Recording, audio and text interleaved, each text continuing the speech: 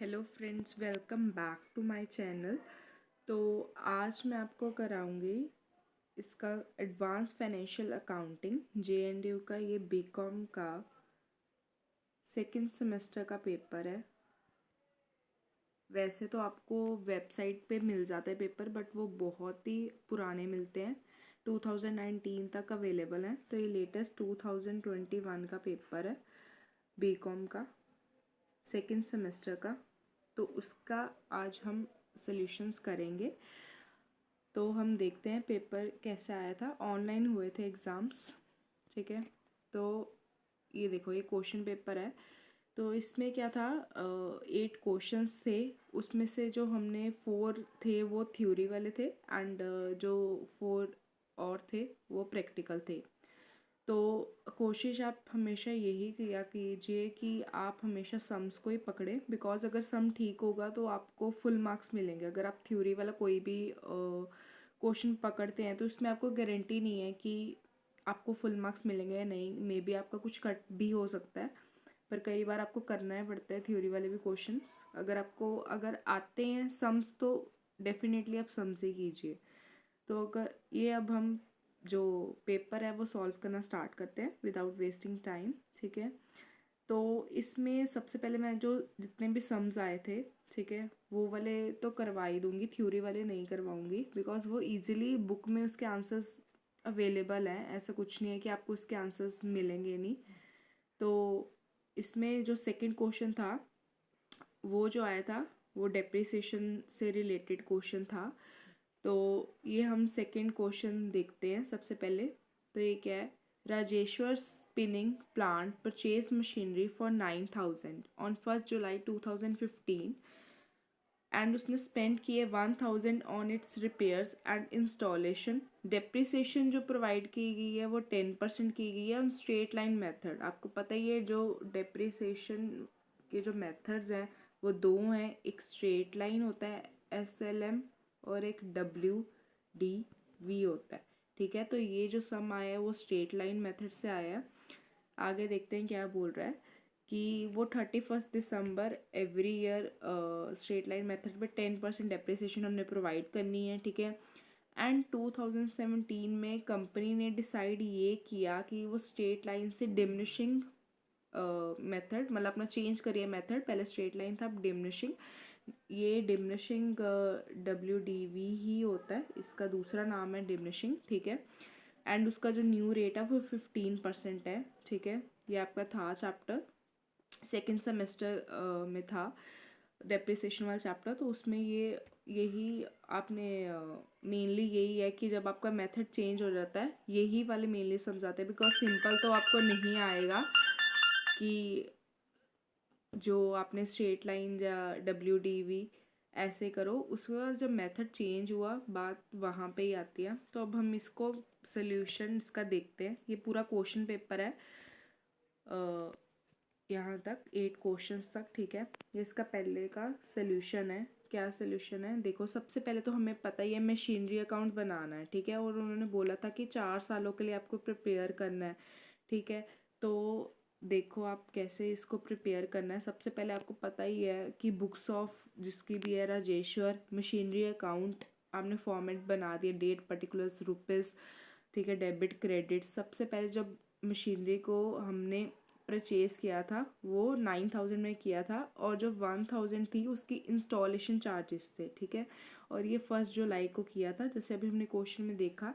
तो ये देखो पहला यही हुआ कि 1 जुलाई 2015 टू बैंक अकाउंट 9,000 प्लस 1,000, ये हो गया हमारा 10,000, ठीक है। उसके बाद हमने डेप्रिसिएशन प्रोवाइड करनी है। पहले तो भी 10% ही है, अभी कोई मेथड नहीं चेंज हुआ, ठीक है। तो ये अब पता ही कैसे डेप्रिसिएशन प्रोवाइड करते हैं, बिकॉज आप सेकेंड सेमेस्टर की बात है, आपने +1 +2 में भी किया हुआ है, ठीक है। डेप्रिसिएशन तो इजी है चैप्टर। तो ये देखो, तो उसके बाद क्या है कि यहाँ 10,000 हमारा हो गया। उसके बाद डेप्रिसिएशन 10% थी, 6 मंथ्स कैसे आएगी, बिकॉज 31 दिसंबर उधर गिवन है कि एवरी ईयर वो 31 दिसंबर को इतनी डेप्रिसिएशन प्रोवाइड, तो इसलिए 1 जुलाई से 31 दिसंबर तक 6 मंथ्स बनते हैं। तो इधर हमने 6 मंथ्स की जो डेप्रिसिएशन है वो प्रोवाइड की, वो आंसर आएगा 500, ठीक है। और हमारा जो बैलेंस कैरी डाउन आया वो 9500 का है, ठीक है। अब फिर से हम नेक्स्ट ईयर में आए, ये 2015 के बाद ही 2016 में आए, तो टू बैलेंस ब्रॉड डाउन हुआ 9500 का, ठीक है। एंड फिर डेप्रिसिएशन हम प्रोवाइड करेंगे, ठीक है, 10% वही मंथ्स वगैरह कैलकुलेट करके, तो वो 1000 आ गई। और to balance by balance sorry carry down आ गया 8500, ठीक है। अब हम नेक्स्ट ईयर में आते हैं 2017 पे। यहाँ पे आपका जो मेथड है वो स्ट्रेट लाइन से कहाँ पे चल जाएगा, वहाँ पे WDV, बिकॉज स्ट्रेट लाइन और WDV में यही तो डिफरेंस है। बिकॉज यहाँ पे जहाँ पे मशीनरी हमने खरीदी थी, परचेज़ की थी 10,000 पे, उसी पे आपने डेप्रिसिएशन लगानी है। बिकॉज पहले वाले में तो देखो 500 बिकॉज 31 दिसंबर, दूसरे वाले में 10,000 पे 10% वो आ गया 1000, ठीक है। उस पर कोई मंथ्स नहीं है, बिकॉज ये नहीं है कि आपने 1 जुलाई, ऐसे नहीं है। ये देखो 1 जैन से 31 है, तो कोई मंथ्स की तो कोई बात ही नहीं आई, पूरा ईयर ही है। तो 10% ही सिर्फ आपकी लगेगी, ठीक है। उसके बाद जब हम आए नेक्स्ट ईयर, डेट इज़ 2017, आपका जो मेथड है वो चेंज हो गया। अब वो आपका हो गया WDV, ठीक है, डिमिनिशिंग मेथड अब आपका हो गया। तो इसमें अब आपकी जो डेप्रिसिएशन है वो 15% लगेगी। और आपको पता है अब ये 10,000 पे नहीं लगेगी, पहले स्ट्रेट लाइन चल रहा था इसलिए 10,000 पे लगेगी। तो क्या है, अब लगेगी 8500 पे, ठीक है, 15%। वो जो आपका आता है ना 15% का, हुआ है 1275, ठीक है। फिर बैलेंस कैरी डाउन आ गया, फिर ब्रॉड डाउन ऑफ 7225 हो गया, ठीक है। और उसके बाद आपका फिर से आपने डेप्रिसिएशन लगानी है। अब ये वाली जो डेप्रिसिएशन है ये अब यहाँ पे लगेगी 7225 का। आप करोगे जब 15%, ठीक है, तो वो आपका 1084 आएगा, ठीक है। और फिर आपका ये बैलेंस कैरी डाउन है, ठीक है। तो ये मैच करके इसको जो इसका टोटल आया 7225, ठीक है। उसके बाद मैं ये वर्किंग नोट ऐसे ज़रूरी नहीं है कि लिखो या ना लिखो, बट अगर आप चाहते हो कि आपके फुल मार्क्स आएँ तो आप नीचे लिख सकते हो ऐसे कि 1 जुलाई 2015 पे जो डेप्रिसिएशन थी आप नीचे मेंशन कर सकते हो, ठीक है, वर्किंग नोट्स में। वैसे आपने जो वर्किंग है वो तो ऐसे कोई इतनी थी नहीं, आपने तो वहीं पे शो कर ही दिया ब्रैकेट्स में कि मैंने यहाँ पे 10% लगाई है, 15% लगाई है। तो इसलिए यहाँ पे आप नीचे बस इतना ही लिख सकते हो सिंपली, जैसे मैंने लिखा हुआ है कि फर्स्ट पॉइंट यही है कि 15 में जो डेप्रिसिएशन थी वो आपकी कहाँ पे थी, स्ट्रेट लाइन पे 10%, ठीक है। और जहाँ पे 17 में आए तो 15% तो आपकी होगी है, तो उसको आप इंग्लिश में बस इतना लिख सकते हो। आप देख सकते हो कि ये जो हमारा हो गया ना, ये हमारा जो सेकंड सम था ये हमारा कंप्लीट हो गया, ठीक है। जो फर्स्ट सम था आप थ्योरी का भी कर सकते हो, बट ये देखो अगर आप बिल्कुल आपका ये सही सम, इजी था सम, आपको अगर आते हैं तो प्लीज़ सम्स को ही चूज़ करो, बिकॉज इसमें आपके फुल मार्क्स ही आएंगे। जैसे 10 मार्क्स का ये सम है तो 10 मार्क्स कोई है ही नहीं कि कहाँ से काटे जाएंगे, ठीक है। अपनी कैलकुलेशन ठीक होगी, सम ठीक होगा, तो ऑफ कोर्स वही सब कुछ, तो फिर मार्क्स कहाँ से काटे जाएंगे। और अगर थ्योरी वाले में चांसेस होते हैं, JNTU की पेजेस का होता है चक्कर, और बहुत चक्कर होते हैं, तो कोशिश यही किया अगर आता है सम तो कीजिए प्लीज़। सो अभी हमने जो सेकंड सम कर लिया है अपना, ठीक है। उसके बाद जो थर्ड सम है वो फिर थ्योरी का है। उसके बाद बात आती है ये जो हमारा फोर्थ सम है, ठीक है। फोर्थ सम है तो प्रैक्टिकली है, बट इसमें ये था कि ये हायर परचेज वाला आ गया, ठीक है। ये जो सेमेस्टर 2 की बात करें ना, सेमेस्टर 2 में ये सिलेबस में नहीं था, सेमेस्टर 1 में था, ठीक है।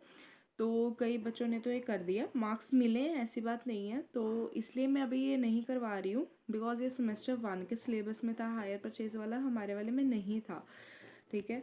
तो उन्होंने ये वाला डाल दिया, तो बच्चों ने थ्योरी वाला उसकी फोर्थ की जगह कर सकते हो, या फोर्थ भी किया तो उसके भी मार्क्स मिले हैं, ठीक है। फिफ्थ फिर थ्योरी वाला है। तो सीधा हम क्वेश्चन आते हैं, that is our 6th question. ये जो क्वेश्चन है आप में इसमें जर्नल एंट्रीज पास करनी थी और बैलेंस शीट बनानी थी, ठीक है। ये आपको रिटायरमेंट में से आया था क्वेश्चन, ठीक है। ये देखो रिटायरमेंट में से आया था, तो हम पहले थोड़ा सा क्वेश्चन पढ़ लेते हैं फिर इसके सोल्यूशन पे जाएंगे। तो इसमें क्या था कि बैलेंस शीट दी हुई है जो 31 दिसंबर 2020 की। The date of as retirement was as follows, that is liabilities में कैपिटल क्रेडिटर्स दिए हैं, एसेट्स में भी चीज़ें दी हुई हैं। नीचे जो जिसकी एंट्रीज पास करनी है, ठीक है, वो क्या क्या चीज़ें हैं, ठीक है, ध्यान से ABCD से लेके F तक हमें गिवन है। डाट इज सबसे पहले हमें गुडविल दी है 21,000 की। हम एक एक करके साथ में उसकी एंट्रीज देख लेते हैं, ठीक है, फिर ऐसे सारी पढ़ के तो नहीं होगा। ये आपका सेकंड क्वेश्चन था। उसके बाद ये फिफ्थ क्वेश्चन किया गया बिकॉज ये जो मैंने आपको बताया कि हायर परचेज वाला, तो वो नहीं किया था, उसकी जगह पे ये फिफ्थ थ्योरी वाला किया था। अभी मैं थ्योरी का भी आपको बताऊंगी कि अगर आपने थ्योरी वाले क्वेश्चंस करने हैं तो आप कैसे उसको अटेम्प्ट करें, फिफ्थ बाद में देखते हैं, ठीक है। उसके बाद ये रहा हमारा सिक्स्थ क्वेश्चन, ठीक है। तो हमने अभी सबसे पहले तो देखा गुडविल 21,000। अभी मैंने उसकी वहाँ पे वैल्यू नहीं देखी थी अंदर बैलेंस शीट पे, तो बैलेंस शीट में 15,000 की थी पहले, उसको डिस्ट्रीब्यूट किया गया, ठीक है। तो पहली एंट्री ये वही हुई है, ये देखो पहली एंट्री ये वही हुई है। 3 पार्टनर्स थे जो एग्जिस्टिंग गुडविल गिवन है, ठीक है, वो आपकी क्या है 15,000, उसको उसकी रेशो में, एक्चुअली इसमें रेशो जो है वो गिवन नहीं है, तो हमने सबकी रेशो 1:1 ही सपोज कर लिया, तो इक्वली हमने इसको डिवाइड कर दिया। डाटा इज 15,000 डिवाइडेड बाय, अगर आप इसको करोगे 3 तो फिर आएगा 5,000, ठीक है।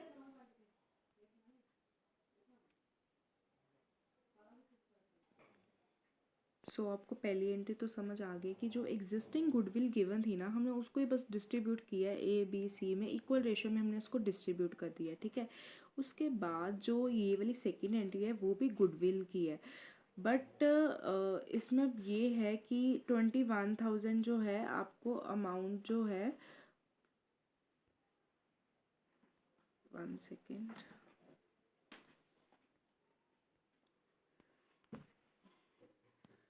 तो इसमें ये जो सेकंड वाली एंट्री है ना, वो मैं आपको बता रही थी कि जैसे 21,000 है हमारी अमाउंट जो हमें नीचे गुडविल की एडजस्टमेंट में दी हुई है, तो हमारे 3 पार्टनर्स थे, उसमें से जो हमारा A पार्टनर है वो हो रहा था रिटायर, ठीक है, वो हो रहा था रिटायर। तो 21,000 को जब हम 3 से डिवाइड करेंगे वो आएगा 7,000, और जैसे मैंने आपको कहा कि कोई रेशो गिवन नहीं है तो हमने उसको सपोज ही किया कि इक्वली ही बांटेंगे, अगर कुछ गिवन ही नहीं है तो हमने B और C में उसको 7,000 को डिस्ट्रीब्यूट कर दिया, वो है 3,500, ठीक है। तो वो हो गया। उसके बाद ये एंट्रीज है कि जो हमें नीचे एडजस्टमेंट में दी है, हम एक बार देख लेते हैं सब में।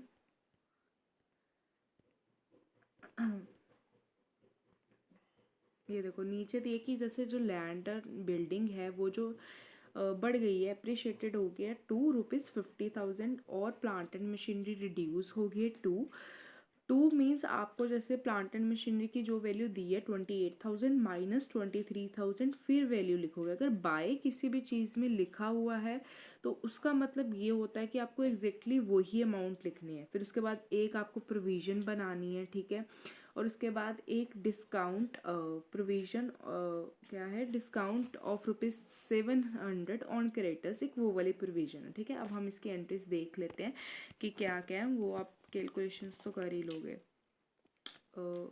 अब ये वाली यहाँ पे एंट्री आती है कि एक हमने जो प्रोविज़न बनानी थी तो मैंने इसकी इकट्ठी एंट्री पास कर दिया। That is revaluation to plant and machinery जो रिड्यूस हुई थी, और एक प्रोविज़न जो हमने, ये जो प्रोविज़न जितनी भी परसेंटेज थी ऑन डेटर्स बनानी है, जितनी भी डेटर्स की अमाउंट है उस पर आपकी बनेगी, ठीक है, उस पर बनेगी।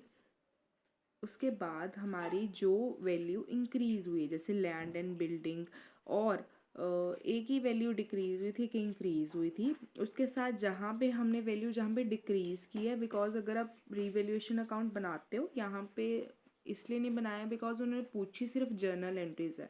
अगर आपको ऐसे प्रॉब्लम आती है कि आप एंट्री सीधा नहीं पास कर सकते तो पहले रीवैल्यूएशन अकाउंट बना लो, नहीं तो ईजिली होगी, बिकॉज 2-3 तो एंट्रीज़ है, कोई ज़्यादा तो एंट्रीज़ है नहीं, ठीक है। उसके बाद क्रेडिटर्स वाली जो एंट्री है, provision for discount on creditors, तो वो डेबिट साइड पे आता है, ठीक है। फिर टू रीवैल्यूएशन, ये एंट्री होगी land and building provision for discount on debtors, ठीक है। फिर टू रीवैल्यूएशन अकाउंट, फिर नीचे हमने नरेशन लिख दी। तो ये हमारी एंट्री, तो ये हमारी एंट्रीज जो पास हो गई हैं। उसके बाद मींस ये जो रीवैल्यूएशन की ये जो चीज़ें हैं ये डेबिट साइड में, बिकॉज ये डिक्रीज़ हुई थी। ये जो इंक्रीज़ हुई थी वो क्रेडिट साइड में, और जो provision for discount on creditors है वो भी क्रेडिट साइड पे थी। अगर रीवैल्यूएशन ऐसे हम बना के सोचते हैं, ठीक है, डेबिट एंड क्रेडिट, बट अगर हम एंट्रीज पास करते हैं तो वो तो ईजिली आप पास कर ही सकते हो। डाटा की अगर क्रेडिट साइड पे है तो उसकी डेबिट पे ये दोनों चीज़ें लिख के टू रीवैल्यूएशन, ये दोनों एंट्रीज हमारी हो गई हैं, ठीक है। उसके बाद ये जो हमारा अब जो प्रॉफिट आया है 4500 का, तो ये आप कैलकुलेशन कर सकते हो कि डेबिट में कितना था, क्रेडिट में कितना था। तो ये जो है प्रॉफिट आता है डैट इज़ 4500 का, ठीक है। तो उसको हमने पार्टनर्स में बांटना होता है। तो to A to B to C वो 1500 का हमने इक्वल रेशियो में उसको हमने बांट दिया है, ठीक है। उसके बाद ये जो बाकी दो एंट्रीज पास गई वो अगर आप कैपिटल अकाउंट तो देखो बनाना पड़ेगा, फिर ही बैलेंस शीट बनेगी। वो तो आपको बनाना ही पड़ेगा, रीवैल्यूएशन बनाओ या ना बनाओ वो चल जाएगा। तो अब ये जो कैपिटल अकाउंट हमने बनाना है ना, तो इसमें सबसे पहले तो बैलेंस ब्रॉट डाउन मीन्स ये जो गिवन है 40,000 30,000 ये आपको बैलेंस शीट में गिवन होता है, ठीक है। उसके बाद एंट्रीज के अकॉर्डिंग ये जो हमने एंट्री पास की थी ना गुडविल वाली, by C by B by C to A वाली, जो हमने 7,000 डिस्ट्रीब्यूट किया था इक्वल रेशियो में, वो वाली एंट्री है। उसके बाद ये वाली जो रीवैल्यूएशन वाली एंट्री है वो प्रॉफिट वाली एंट्री है, ठीक है। उसके बाद ये वाली बैंक वाली अभी आप छोड़ दो। उसके बाद ये जो एग्जिस्टिंग वाली हमने गुडविल को सबसे पहली जो एंट्री थी वो वाली, ठीक है। तो एंट्रीज को ही कैपिटल अकाउंट में हम लेके आए। फिर उसके बाद ये वाली जो है टू एस कैपिटल, ये इसका ही है बिकॉज इसकी एंट्री जैसे ए बी नहीं बी सी टू ए बनी थी, ठीक है। तो बी सी इधर क्या हो गया, यहाँ पे क्रेडिट साइड पे by B by C to A हो गया। फिर अब ए के जब हमने लिखना है टू ए डेबिट में आ जाओ और बी और सी में अमाउंट जो है वो डेबिट कर दी जाए, ठीक है। तो उसके बाद ये जो बैंक वाली चीज़ है ना, ये अब समझते हैं वो कैसे करनी है। अब क्या है, ये क्वेश्चन में आपको एफ पॉइंट जो है उसमें एक लाइन लिखी गई है, that is the entire sum payable to A is to be brought by B and C in such a manner that their capital accounts are in the proportion to their profit sharing ratio, जो उनकी equal ही है, which is to be equal। तो ये जैसे cases given होते हैं, ठीक है, उसमें से ये जो केस है कि जो भी मतलब सम ए को मिलेगा वो जो लाएंगे वो बी और सी लाएंगे। तो इसको देखते हैं हम कैसे सॉल्व करते हैं। अब इसमें ना ये वाली जो चीज़ है कि ए को ये जो अमाउंट पे करनी है कैसे निकलेगी, जो ए की क्रेडिट साइड पे जितने भी आपने क्रेडिट किए 40,000 अमाउंट 3,500 1,500 ये जो टोटल बन रहा है डैट इज़ 48,500 माइनस अगर आप करोगे ना 5,000, तो ये जो आपका आंसर बनेगा डैट इज़ 43,500। यही अमाउंट हम ए को पे करेंगे डैट इज़ बी एंड सी। तो इसकी ये जो दो एंट्रीज लास्ट वाली मैंने अभी आपको नहीं बताई थी वो यही है, पहले बैंक टू बी टू सी, ठीक है, कैपिटल। तो ये जो 43,500 है ये उनकी रेशियो में हमने डिस्ट्रीब्यूट कर दी है, ठीक है, in their profit sharing ratio. अब ये इक्वल रेशियो नहीं है, मीन्स जिसमें जो बैलेंस शीट में इनका जहाँ पे प्रॉफिट डिस्ट्रीब्यूट किया गया था ना, वो वाली प्रॉफिट शेयरिंग रेशियो में डिस्ट्रीब्यूट करना है कि वो कितनी बनती है, ठीक है। और उसके बाद ये जो लास्ट वाला पॉइंट है कि बीइंग वो ए टू बैंक हो गया, ठीक है। तो ये दोनों का आप कैसे एंट्री कैपिटल अकाउंट में ले जाओ कि बाय बैंक अकाउंट बी और सी की अमाउंट जैसे 16,750 26,750 और ए टू बैंक जो होगी 43,500 वो वाली होगी आपकी। ये इसका जो है मैंने जो वर्किंग नोट्स बनाया फॉर देख लो, दैट इज़ कि जैसे बी और सी की एडजस्टेड ओल्ड कैपिटल्स मीन्स कि जब हमने ये बैंक वाली एंट्री नहीं की तब तक ये जो क्रेडिट में से डेबिट माइनस करके कितनी अमाउंट आती है वो आती है 33,000, बी की सी की 23,000, ये टोटल बन गया 56,000। और ए की जो हमने अभी मैंने आपको बताई 43,500, ठीक है। इसका जो टोटल कैपिटल है ना वो बनता है 99,500, ठीक है। अब इसको सबसे पहले तो उसकी मतलब आप इक्वल रेशियो में आप बांट दो। लेस अगर आप करोगे ये जो एडजस्टेड कैपिटल है 33 और 23, वही आंसर आ जाएगा जो अभी बताया था, दैट इज़ 16750 एंड 26,750।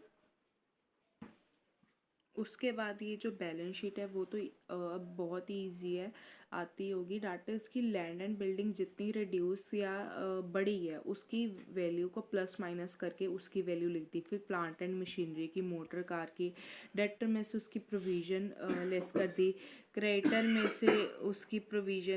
तो यस, उसकी सारी एडजस्टमेंट करके, बैंक की सारी एडजस्टमेंट करके, क्रेडिटर्स की प्रोविज़न, कैपिटल अकाउंट में जो बी और सी की आई है। ए की हम इसलिए नहीं लिखेंगे बिकॉज ऑफ कोर्स वो रिटायर हो गया, उसकी अब नहीं आएगी बैलेंस शीट में उसका नेम, ठीक है। तो ये वाला यहीं पे जो सम है वो फिनिश होता है, ठीक है। इसके बाद अब एक ही सम रह गया। जैसे मैं आपको कहा था कि 4 सम्स आए थे, उसमें से 3 ही मेनली किए गए बिकॉज जो हायर परचेज वाला था वो सेमेस्टर आपके 1 का सिलेबस था, 2 में नहीं था हायर परचेज, ठीक है। तो बच्चों ने किया भी है, ऐसी कोई बात नहीं है, मार्क्स मिले भी हैं तो आप कर भी सकते थे। तो मैंने ये टिपिकली एक ये जो एक रियलाइजेशन का आया वो जो रह गया, और एक ये रिटायरमेंट का आया था, और एक ये डेप्रिसिएशन का आया था। ये 3 क्वेश्चंस थे। तो ये अगर आप सम्स करोगे ना, देखो ये इजी थे, ऐसा नहीं था कि बहुत ही मुश्किल थे, ठीक है। आपने +2 में ये चीज़ें बहुत अच्छी तरह की हुई, रियलाइजेशन किया हुआ है, डेप्रिसिएशन किया हुआ है, एंड ये चीज़ की गई है, रिटायरमेंट की गई है। तो ये तो तब से ही चीज़ें चली आ रही है, आज तो नहीं आई, ठीक है। तो तब अगर आप सम्स नहीं अटेंड करते हो, फॉर एग्जांपल थ्योरी अटेम्प्ट करते हो, तो उसका भी एक प्रोसीजर है, उसकी मैं एक अलग वीडियो बनाऊंगी कि आपको कैसे थ्योरी के भी क्वेश्चंस करने चाहिए, कि आपको मतलब 10 मार्क्स है तो आपको मैक्सिमम 8 या 9 तो आप लो, ठीक है। बिकॉज इसमें अगर आप बिल्कुल सही करते हो तो 1 नंबर कट होने का भी कोई भी सवाल पैदा ही नहीं होता, 10 आउट ऑफ 10 ही आपको मिलते हैं, ऑफकोर्स, ठीक है। तो रियलाइजेशन वाला लास्ट क्वेश्चन रह गया, उसको हम करके फिर हम वीडियो एंड करेंगे। सो ये हमारा जो अब ये है last question, that is 7th section D में आ गया, डैट इज ऑफ रियलाइजेशन, ठीक है। अब इसमें क्या है, बैलेंस शीट आपको बनी हुई है, 3 पार्टनर्स हैं, ठीक है। और उन्होंने डिसाइड किया हम डिसॉल्व कर रहे हैं अपनी फर्म, तो उन्होंने कुछ ये जो टेक ओवर बिजनेस है except cash are the following, ये चीज़ें दी गई। तो इसमें आपको सबसे पहले तो ये बात है, देखो सबसे पहले जब आप क्वेश्चन देखते हो उसको अच्छी तरह पहले पढ़ लिया करो कि उसमें क्या क्या चीज़ें बोली गई हैं। इसमें सिर्फ लास्ट लाइन आप ध्यान से देखोगे अगर, तो इसमें ये चीज़ बोलेगी, give necessary ledger accounts to close the books of the firm, ठीक है। पिछला जो सम था उसमें स्पेसिफिकली बोला था कि आप जर्नल एंट्रीज पास करो, ठीक है। हमने इसलिए रिवैल्यूएशन अकाउंट नहीं बनाया तो उसके मार्क्स भी नहीं कटे, बिकॉज स्पेसिफिकली अगर आपको बोला ही सिर्फ बैलेंस शीट और वो है, और कैपिटल अकाउंट तो देखो बनेगा तब भी जाके कोई बैलेंस शीट बनेगी, ठीक है। तो इसलिए इसमें आपको कोई जर्नल एंट्रीज पास करने की कोई ज़रूरत नहीं है, सीधा आप कहाँ पे शिफ्ट कर सकते हो, लेजर अकाउंट्स रियलाइजेशन में। सबसे पहले रियलाइजेशन अकाउंट बनाएंगे, फिर कैपिटल अकाउंट बनाएंगे, फिर हमारा जो बैंक या कैश अकाउंट है वो बनाएंगे, बस वही बनाएंगे, ठीक है। तो हम एक बार क्वेश्चन को अच्छी तरह रीड कर लेते हैं, उसके बाद जो है हम बनाएंगे। तो सबसे पहले इसमें क्या है कि प्लांट एंड मशीनरी के ऐसे वैल्यूज़ दी गई है, पहले 40 की थी अब 35 की। अब ये तो ऐसा क्वेश्चन है कि ये चीज़ एक्सेप्ट कैश वाली एक चीज़ है इसमें, वो ट्विस्ट है, बाकी तो सिंपल ही है सम। और एक जेड का लोन, नीचे देखो लाइन दी गई है कि mister Z loan was repaid and the creditors were taken by Z, ठीक है, ये चीज़ें दी गई है। उसके बाद डिसोल्यूशन एक्सपेंसेस दी गए हैं 100, ठीक है, बस इतना ही दिया गया है। अब बस हमने क्या करना है, सम सॉल्व करना स्टार्ट करना है। इसमें ना ये बात देखने वाली है क्वेश्चन में कि देखो एक्स जो है ना, 3 पार्टनर्स उनमें से एक्स ने जो है सारा टेक ओवर कर लिया बिजनेस एक्सेप्ट कैश, ठीक है। और उसकी वैल्यूएशंस लिखी गई हैं, plant and machinery, patent, stock, तो हमने अब एक्स में ये सब चीज़ें लिखनी है। बच्चे यहीं पे गलती करते हैं कि इधर ये चीज़ पढ़ते ही नहीं है ध्यान से जो पढ़ने वाली है, कि X agree to take over the business except cash. ठीक है, तो सबसे पहले आपको पता ही हम रियलाइजेशन अकाउंट बनाएंगे, तो वो अब हम तो अब ये जो है ना, अब रियलाइजेशन, ये लास्ट क्वेश्चन है। रियलाइजेशन अब हमने अकाउंट बनाया है। डेबिट साइड पे सबसे पहले जो बैलेंस शीट में चीज़ें दी गई हैं, जैसे प्लांट एंड मशीनरी, पेटेंट्स है, स्टॉक है, वो वाली वैल्यू लिखी गई है। कौन सी? जो बैलेंस शीट पे गिवन थी, ये वाली डेबिट साइड पे। ठीक है, उसके बाद जो हमें जितनी भी वैल्यूएशंस करने को बताई गई थी, कि देखो जो एसेट्स हैं वो आपकी डेबिट साइड पे आएंगी, और ये जो लाइबिलिटीज है जैसे क्रेडिटर्स हो गया, तो वो आपकी, ये आपको पता ही है कि सबसे पहले हम अमाउंट्स को लिखते हैं सेम जो बैलेंस शीट में है। एसेट्स वाली इधर आती हैं, लाइबिलिटीज इधर आती हैं।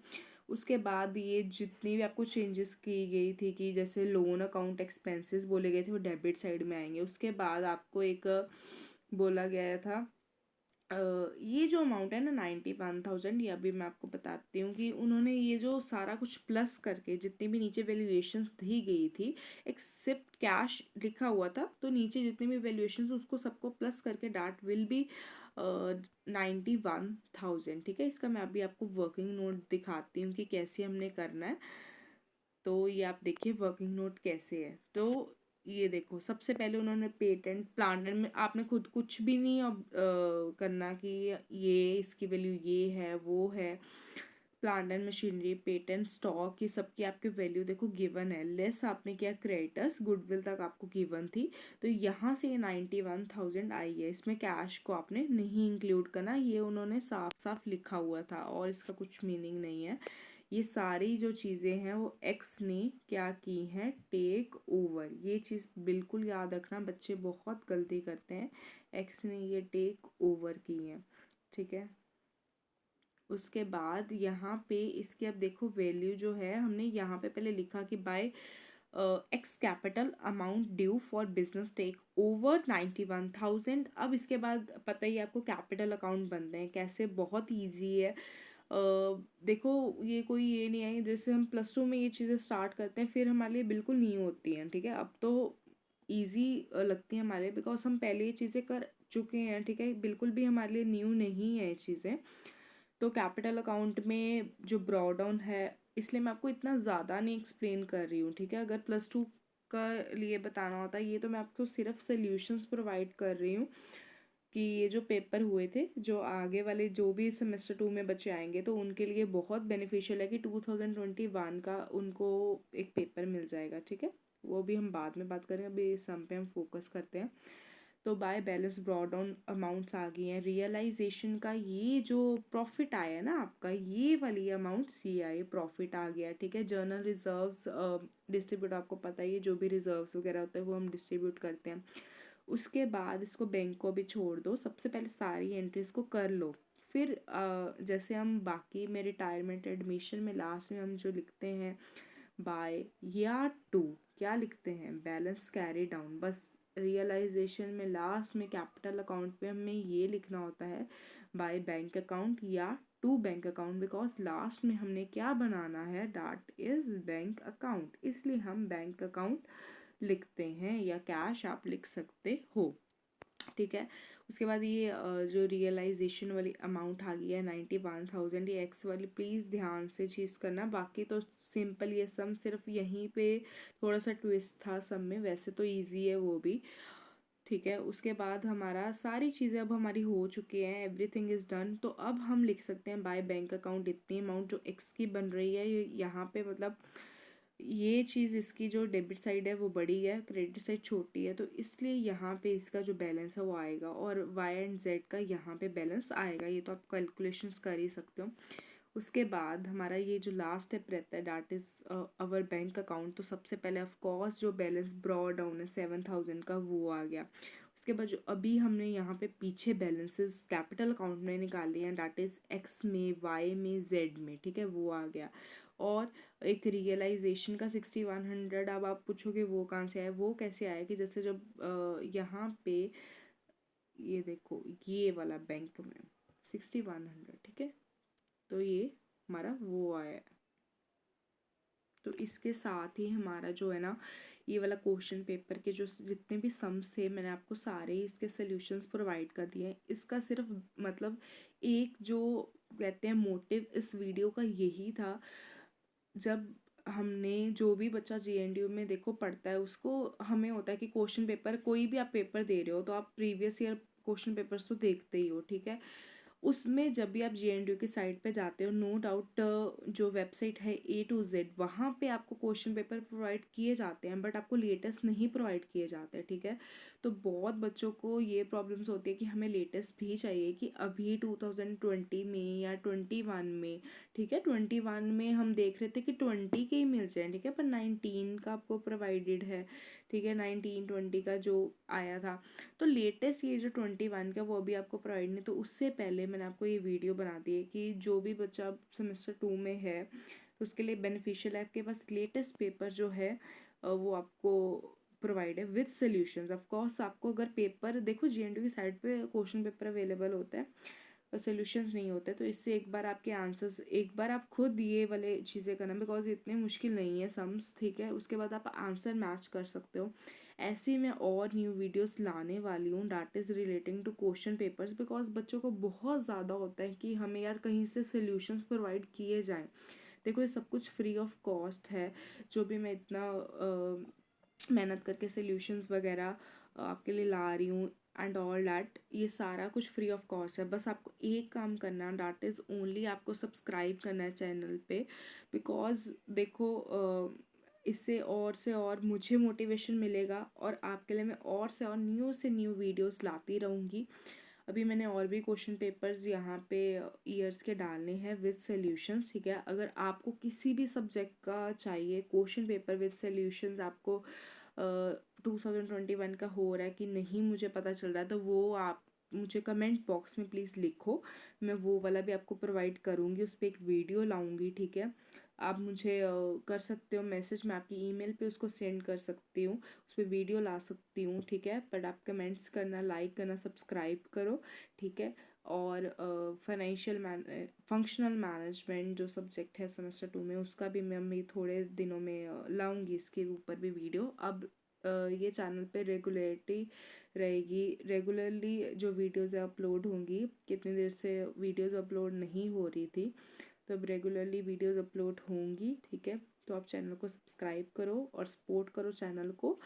और कोई भी डाउट है प्लीज़ कमेंट बॉक्स में लिखो, मैं उसी टाइम जब भी देखूँगी मैं कोशिश करूँगी ये डाउट क्लियर करने की, ठीक है। अब मिलते हैं नेक्स्ट वीडियो पे, तब तक take care of yourself, bye bye.